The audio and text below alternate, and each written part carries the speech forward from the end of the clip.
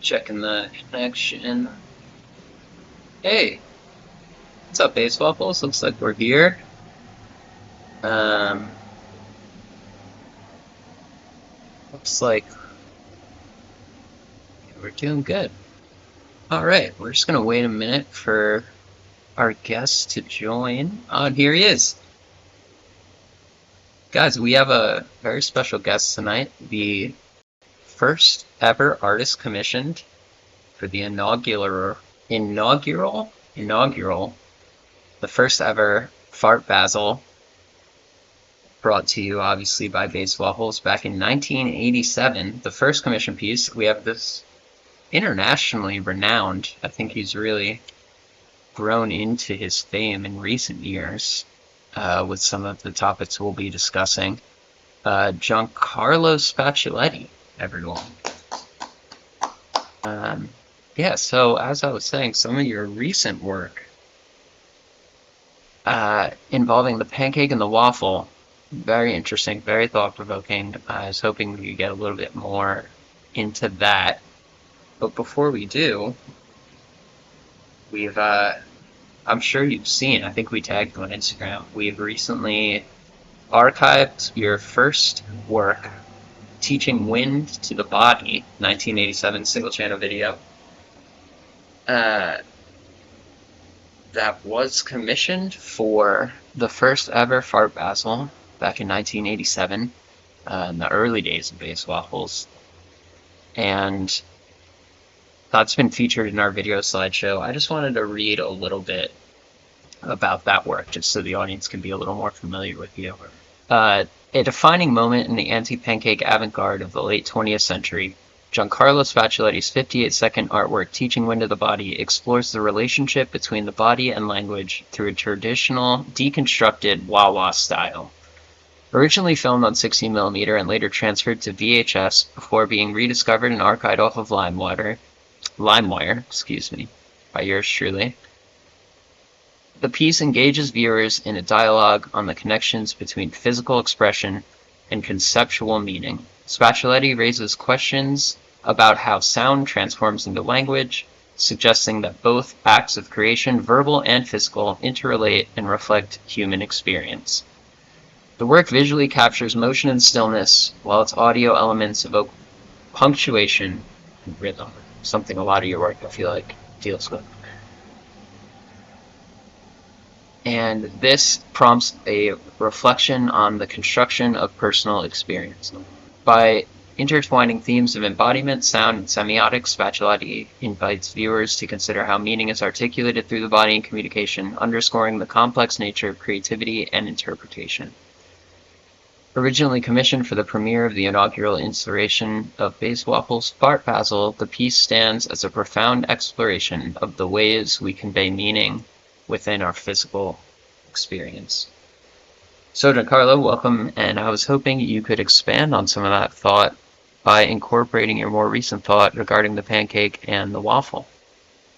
Ladies and gentlemen, esteemed colleagues and distinguished guests, I am truly honored to have this opportunity to discuss an often overlooked yet critical crossroads between gastronomy, aesthetics, and socio-political philosophy. Today I wish to delve into the seemingly innocuous realm of breakfast foods, focusing on two particular culinary artifacts that have shaped our cultural landscape, the pancake and the waffle. While we may find ourselves smiling at the inherent absurdity of melding culinary choices with theoretical frameworks, I assure you that within these complexities lies a deep and incisive commentary on our contemporary experience.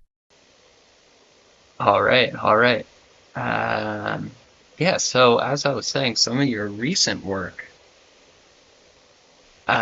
involving the pancake and the waffle, very interesting, very thought-provoking. I was hoping we could get a little bit more into that.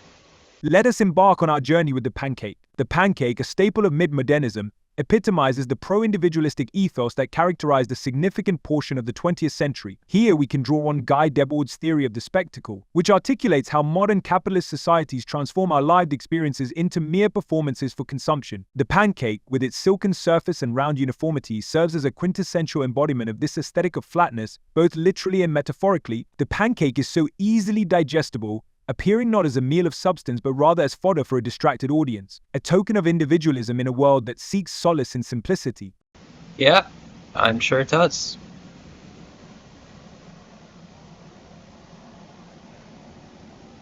The pancake embodies the ultimate consumerist fantasy, an accessible yet deeply homogeneous entity, circulating amongst the masses, tantalizingly doused in butter and syrup. This decadent object mirrors the allure of capitalism, enticing individuals to partake in a singular, isolated experience, consuming oneself. Sure, also that. I was wondering if maybe you could speak a little bit about the pancake when it's poured is representational and encapsulating of the hand that pours it, a sense of individualism that we know was exploited by the likes of Eddie Bernays and other capitalists during the marketing boom of the mid-20th century, which saw a huge rise in the establishment of the individual artist, the individual consumer. What does this product say about you? What does this work say about the artist? You know, in like a Jackson Pollock sort of way. Whereas then, you know, as we've heard about the work of art in the age of mechanical reproduction, you have the waffle, which is very mechanically reproduced. It conforms to this grid, but it does so in a way that erases the hand of the person that constructs it. It sort of rejects this idea of the creator as the individual, as the subject, and instead gives that to the receiver, the consumer, the person consuming the waffle. Then your experience of the waffle is highlighted. I was wondering if you could say a little bit more about this destruction of the subject that the waffle as a medium of postmodernism has brought around, and you know, the dangers of the subjectivity of the pancake and how that led to fascism in World War II, essentially. The very roundness of the pancake embodies the totalitarian impulse that flourished within this pro-individualistic facade. Its surface, a smooth and inviting canvas, offers no crevices for depth of thought or dissent. The pancake, in all its two-dimensional glory, unwittingly heralded the advent of fascism as the desire for uniformity overshadowed authentic individual experience. Wouldn't you say, Giancarlo, that consumption has essentially created a subjectivity in which consumption is production these days? The waffle represents a radical shift in the culinary zeitgeist, emerging amid the waves of postmodernity that sought to destabilize the pancake's hegemonic dominance. Hito's style vividly depicts the disappearance of the horizon in postmodern society, an apt metaphor for how the waffle refracts our very perception of history and lived participation. Where the pancake offers a singular horizon of consumption, the waffle, with its crisscrossing structure, encourages us to navigate a multitude of orientations and identities. The hollows invite an exploration of absence replicating Baudrillard's simulation. It becomes a signifier of endless substitution. No longer tied to one dominant narrative, the waffle embodies the fragmentation of the subject, liberating us from the linear confines of historical time, the death of the subject, and the emergence of real time. This shift, however, comes at a cost. With the rise of real time, a volatile simulacrum of authentic existence has emerged. The waffle, while liberating the individual from traditional constraints, simultaneously initiates a paradoxical death of the subject, as we substitute participation for mere projection. Where projected light dulls the vibrancy of genuine material experience, we find ourselves adrift in a sea of digital representation. This phenomenon, rooted deeply in the critiques of Marx through Lukács and Lefebvre, leads us to question, are we really consuming our meals, or are we merely projecting desires onto empty plates? This prioritization of individual autonomy, reflected in the pancake's form and function, ultimately fostered a cultural malaise that played a crucial role in the rise of fascism. The allure of the pancake lies in its predictability, a comforting yet insidious model for societal organization that flattens the self into an easily digestible uniformity. The subtle complexity inherent in the pancake, masked by its appearance, facilitates the disillusionment of critical thought, reducing cultural engagement to passive consumption. In Debord's terms, this flattening of experience leads us to a world where individuals become mere spectators, ensnared in a spectacle that distracts us from meaningful discourse and the vibrant dynamics of history. I'm interested in this idea of projected light you have, that whereas once everything that we saw was a reflection of light coming off a material object, which obviously vibes with Marx's analysis that we need to focus on the material reality, which, as you said, was carried on through Lukács and Lefebvre all the way through Laborde into postmodernist theory of today. I'm wondering how you think this replacement of projected light, right, the phone, the screen, these are all light which is emanated without being reflected off an object, and thus we lose our connection to material reality. Through this, which also manifests in what you said was this idea of real time, which has replaced passively experienced time or historically experienced time. Now it's this pseudo real time, which no one actually experiences. We just access through the feed or the scroll or the constant update. So I'm wondering if you could expand on these terms a little bit, or if you want to just continue rambling like you were, in a way that kind of puts people to sleep, we could keep doing that. And I think if every time you say pancake or waffle, everyone should take a drink, that could kind of maybe liven things up. In this context, we must also invoke Hito Styles' compelling analysis concerning the disappearance of the horizon. The horizon, once a critical marker in our navigation of both time and space, is obscured by the syrupy veneer and multi-layered texture of the pancake. No longer do we strive toward the distance either literally or metaphorically, but instead indulge in a superficial and hedonistic present that leads us to neglect the implications of our cultural heritage. Style articulates that such a disappearance is not mere happenstance, but a dire reflection of a fractured reality, where historical engagement becomes progressively elusive, undermining our capacity for collective consciousness.